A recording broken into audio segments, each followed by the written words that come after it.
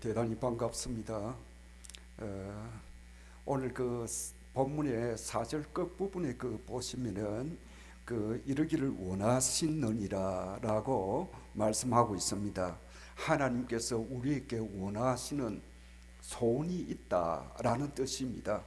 그래서 이 말씀을 제목을 삼아서 하나님의 원하시는 거라는 제목으로 같이 은혜를 나누고자 합니다. 부모가 원하는 그대로 자녀가 따른다고 하면은 그 자녀는 착한 사람이 되고 부모님의 기쁨이 되고 자신도 성공적으로 살아가게 될 겁니다. 아무리 악한 부모라고 할지라도 자녀가 착하게 살고 그 사회의 유능자가 되기를 원하고 성공적으로 살아가기를 원하는 것이 부모의 마음이 아니겠는가 생각해 봅니다. 스승이 원하는 제자가 된다고 하면은 훌륭한 제자가 되고 이 세상에서도 인정받는 사람이 될 겁니다. 그 목사가 원하는 선도가 된다고 하면은 전직하고 선한 그리스도인이 될 겁니다.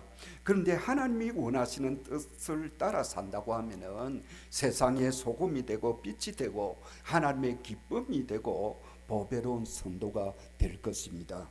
사랑이 지극하신 하나님께서 우리 믿음의 사람들이 잘 되기를 원하시고 또 존귀한 사람이 되기를 원하시고 또 하늘의 면류관을 받기를 원하시는 겁니다. 그래야 하나님의 기쁨이 되고 하나님께 영광이 되기 때문입니다. 성도가 잘못되고 세상에 만약에 손가락질 받는 이런 사람이 된다고 하면은 하나님의 영광이 가리게 되고 또 복음이 가로막는 그런 계기가 될 겁니다.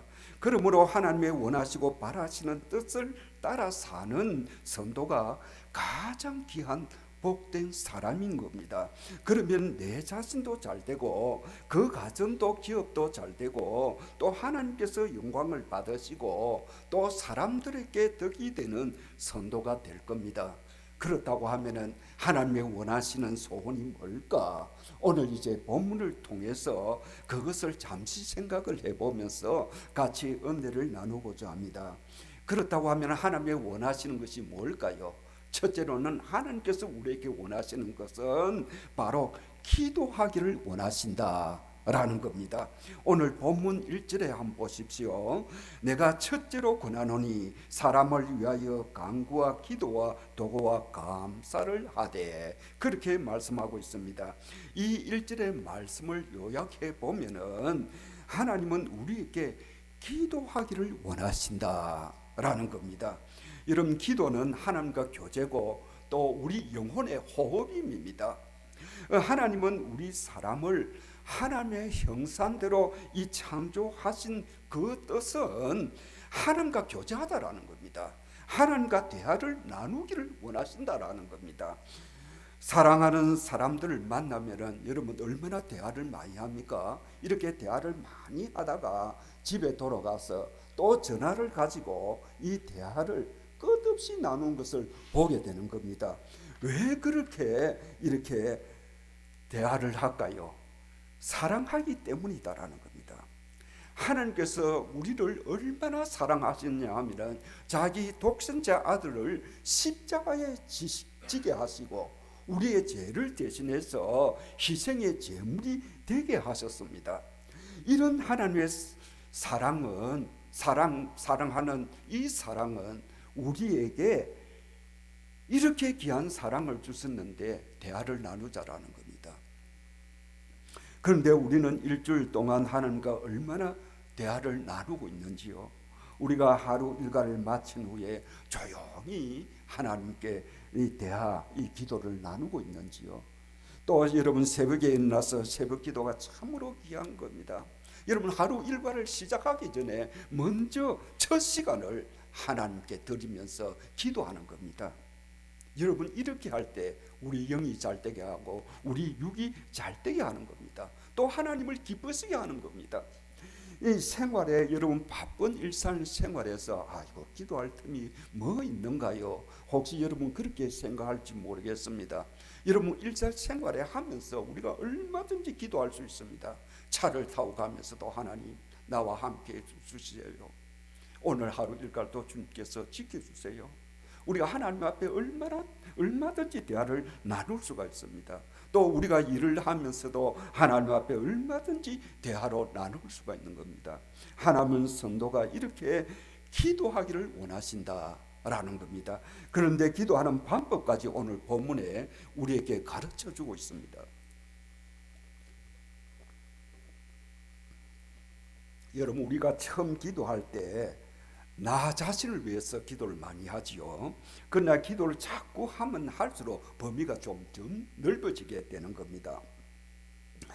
오늘 1절에 보니까 어떻게 기도하라고 했습니까? 모든 사람을 위하여 기도하라, 그렇게 말씀하고 있습니다. 처음에는 내 자신을 위해서 기도하다가 조금 기도가 범위가 넓어지면은 우리 가족들 위해서, 또 형제와 자매를 위해서, 또는 교회와 또 성도들을 위해서 기도하게 되지요. 또 범위가 조금 더 넓어지면은 세계를 위해서, 세계 파수한 선교사를 위해서, 세계 나라와 이 어려움 당하는 모든 이런 민족을 위해서 기도하게 되는 겁니다. 여러분, 이렇게 기도하면은 범위가 점점 넓어지죠. 우리가 처음 기도할 때는 뭐 10분, 20분 이렇게 기도하면 기도할 것이 잘 없습니다. 그런데 자꾸 기도하면은 이 기도 범위가 넓어지게 되는데, 이제 넓어지면 어때요? 20분 이렇게 10분, 20분 기도하는 사람이 30분, 40분 기도하게 되고, 또 1시간, 2시간 이렇게 기도가 넓어지게 되는 겁니다. 여러분, 그래서 오늘 본문 1절에 모든 사람을 위해서 간구와 기도와 도고와, 그렇게 여기에 말씀해 주고 있습니다. 이게 도고는 중보 기도를 이야기하고 있습니다. 다른 사람을 위해서 기도하라는 겁니다. 여러분, 창세기 18장 19장에 보시면은 아브라함의 그 중보 기도가 나옵니다. 하나님께서 아브라함에게 소돔 고모라를 내가 멸하겠다, 그렇게 하셨죠. 그런데 이 아브라함이 생각해 보기로 의인이 있어도 멸하겠는가, 그렇게 생각 들어서 하나님, 의인 50을 찾아도 멸하겠습니까? 그렇게 했죠. 내가 의인 50 있으면 멸하지 아니하리라. 생각해 보니까 의인 50 안 될 것 같아서 5인 부족하면 어떻게 하겠습니까? 5인 부족해도 내가 멸하지 않겠다 그랬죠. 그러면 40명이면요, 30명이요, 20명이 되면요, 10명 되면 어찌 하겠습니까? 이렇게 반복해서 기도하는 모습을 보게 됩니다. 여러분, 기도는 꼭 하나님께서 응답하셨다는 것을 여러분 보시면은 알 수가 있습니다. 여러분, 창세기 19장 29절에 그 성을 멸할 때에 아브라함을 생각하사 롯을 그 엎으시는 중에 내 보냈었더라, 그렇게 말씀하고 있습니다. 그 성이 유황불로 이렇게 성을 멸할 때에 아브라함의 기도를 생각했다라는 겁니다. 하나님께서 아브라함의 기도를 생각하고 아브라함 조카 롯을 그 성에서 보냈었더라, 그렇게 말씀하고 있습니다. 그래서 이 기도가 이렇게 중요하다는 것을 우리에게 가르쳐주고, 2절 끝부분에 보십시오. 왜 기도해야 합니까? 편한 생활을 하기 위해서 기도하라, 그렇게 말씀하고 있습니다. 우리가 편안한 생활을 하기 위해서 이렇게 기도해야 된다는 것을 우리에게 가르쳐주고 있습니다.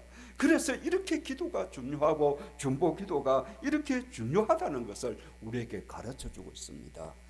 그리고 기도할 때 어떻게 기도하라고요? 간구하라, 그렇게 말씀하고 있습니다. 여기에 간구는 뭐 근선적으로 뭐 외시적으로 그런 기도가 아니고 진정성 가지고 정말 하나님 앞에 간절히 구하는 이런 기도를 이야기하고 있습니다. 여러분, 우리 예수님께서 겟세마네 동산에서 기도하실 때에 어떻게 기도했습니까? 마지막 십자가 달릴 전날밤에 이렇게 하나님 앞에 기도할 때 얼마나 간절히 기도했던지 땀방울이 핏방울이 되었더라, 그렇게 말씀하고 있습니다. 여러분, 얼마나 간절히 기도했기에 땀방울이 그게 혈관이 터져가지고 그게 핏방울로 됐다라는 겁니다. 우리 예수님께서 이렇게 간절히 기도하셨다고 하면은 우리와 같이 부족하고 연약한 사람은 얼마나 간절히 기도해야 될까요? 여러분, 사무엘상 1장에 보니까 한나가 아이를 생산하지 못해서 첩을 두게 되었습니다. 이 벌이나 첩을 두게 되는데 이 첩이 덜른 남자 아이를 하나 낳았거든요.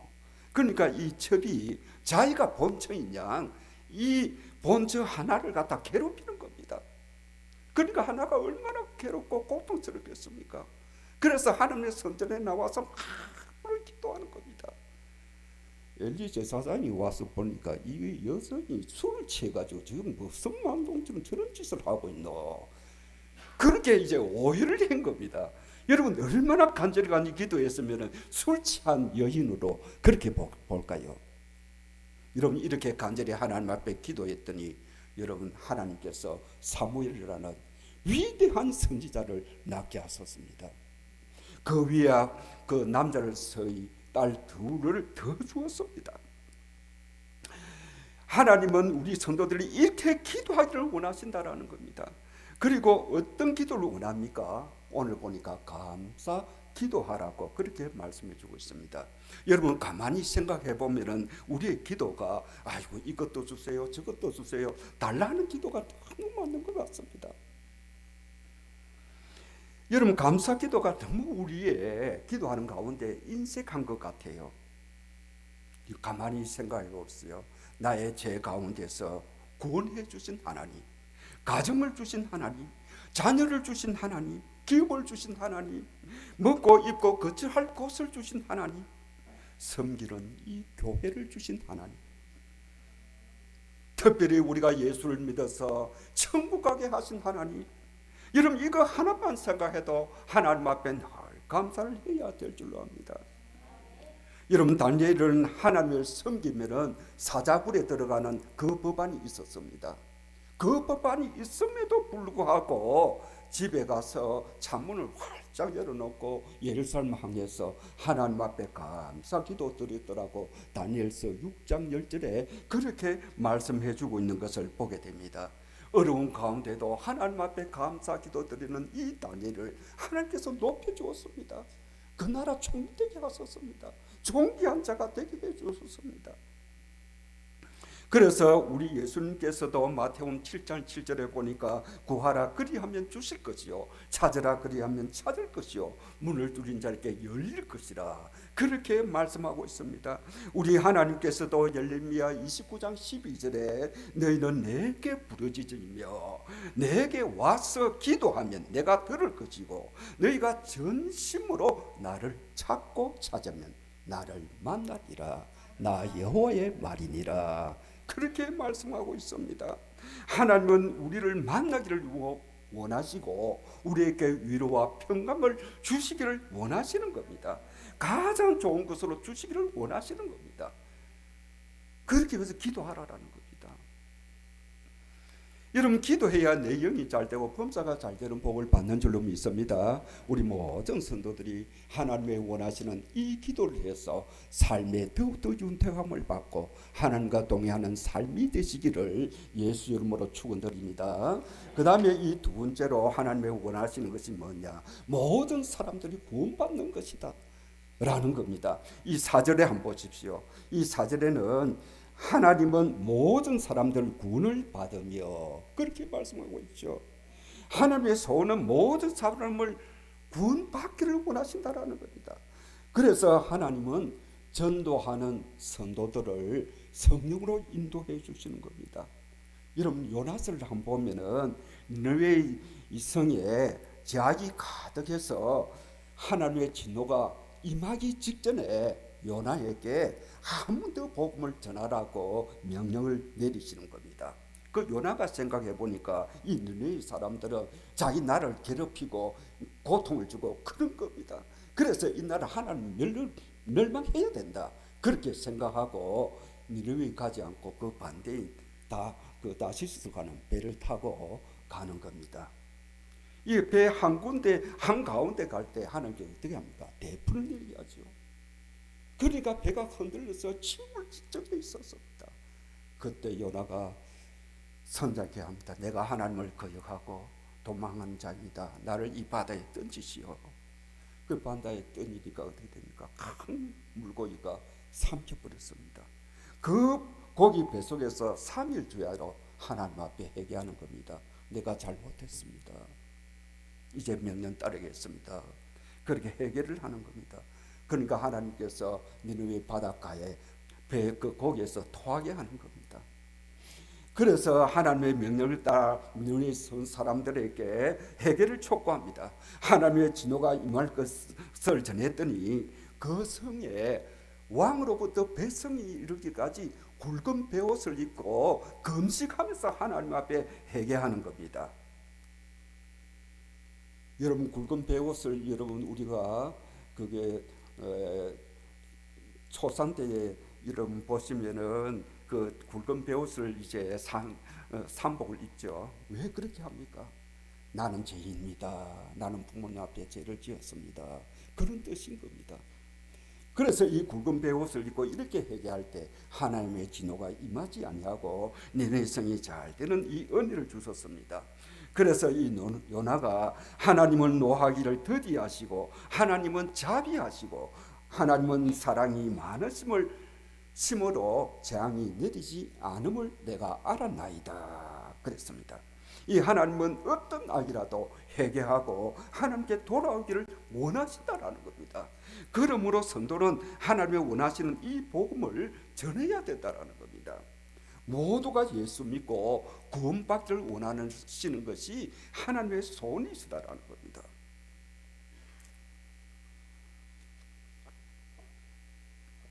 그래서 우리 모든 것을 투자해서 여러분 교회를 세우지요.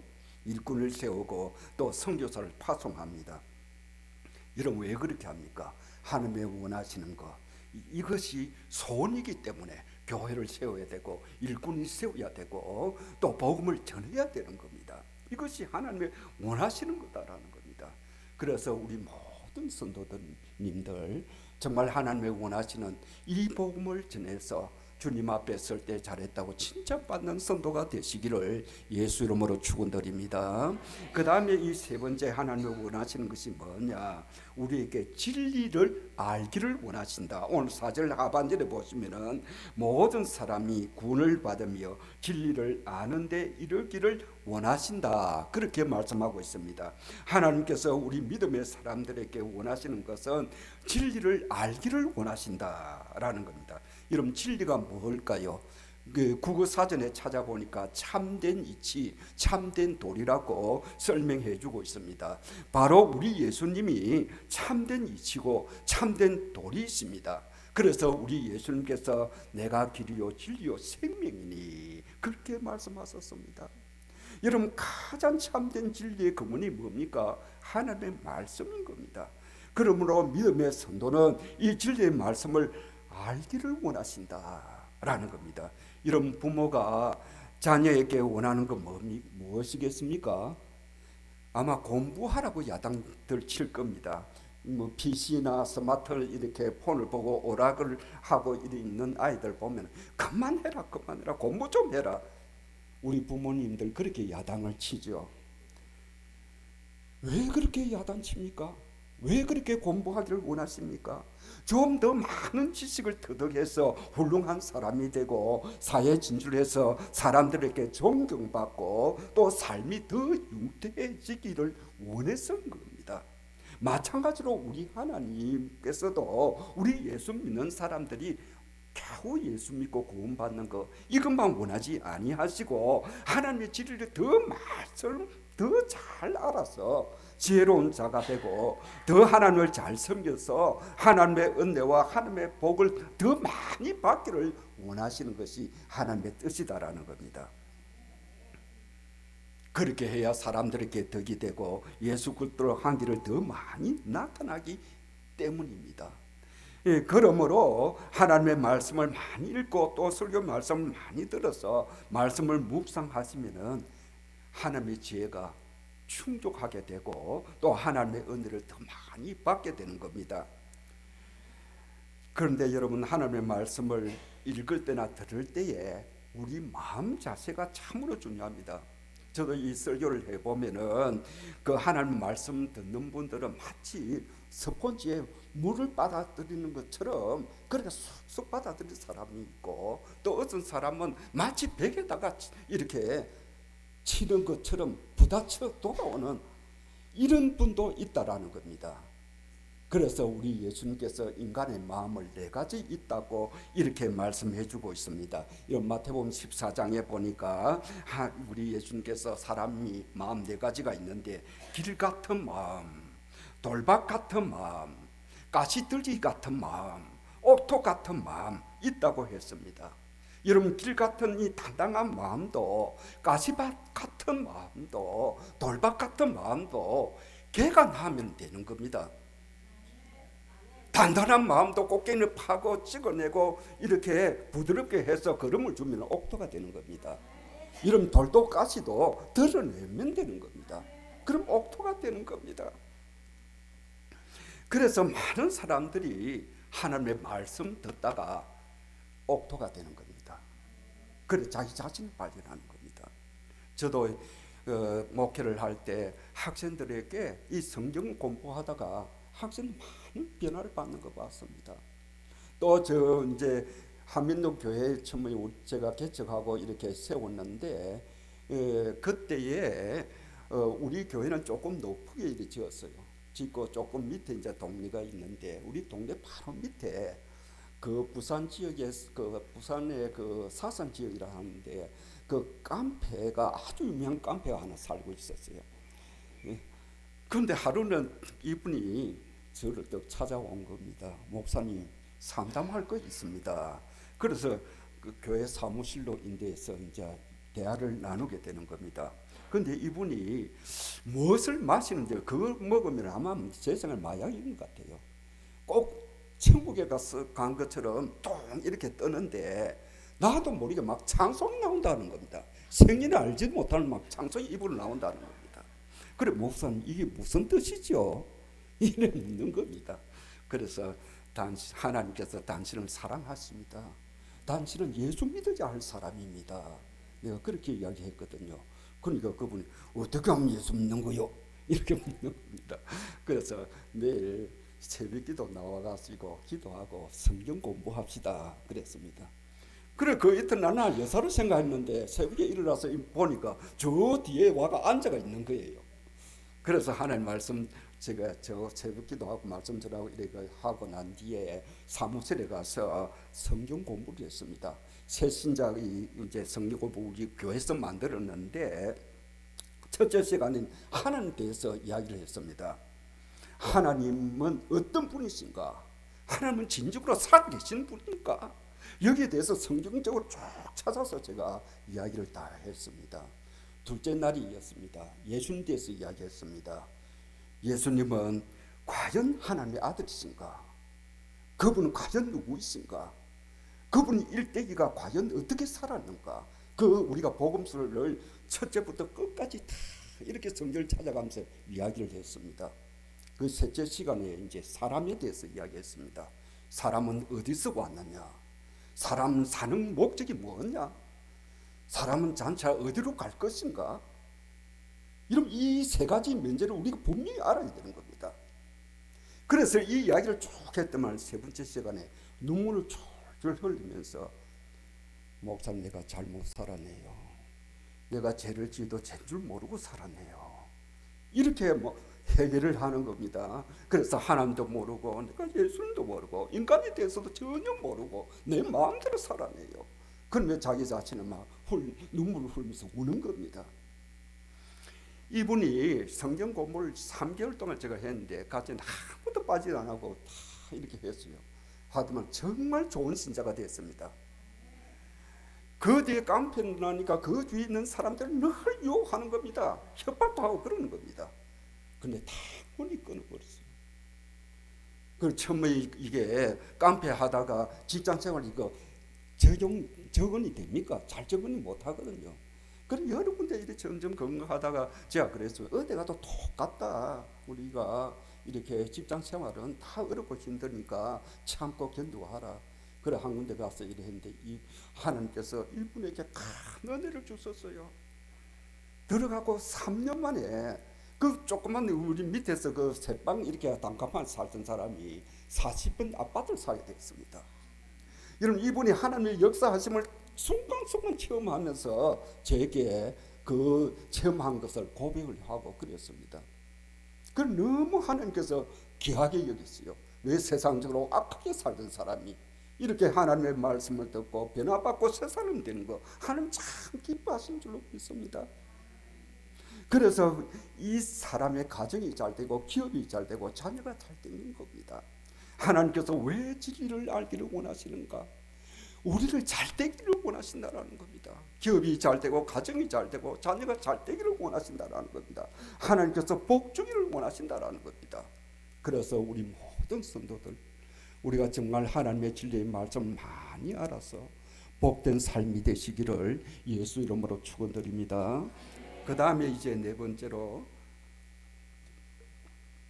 하나님께서 원하시는 것이 뭐냐? 4절 끝부분에 보면은 진리를 아는데 이르기를 원하신다. 그렇게 말씀하고 있습니다. 여러분 이 말씀은 진리를 알았으면은 행동으로 옮겨져야 된다. 그런 뜻입니다. 여러분 지식이 풍부한 것이 꽃이라고 하면은 그 행하는 것은 열매라고 할 수가 있습니다. 이 꽃이 핀 다음에 열매가 맺는 것처럼 진리가 알았으면은 아름다운 열매를 맺는 성도가 되기를 원하신다라는 겁니다.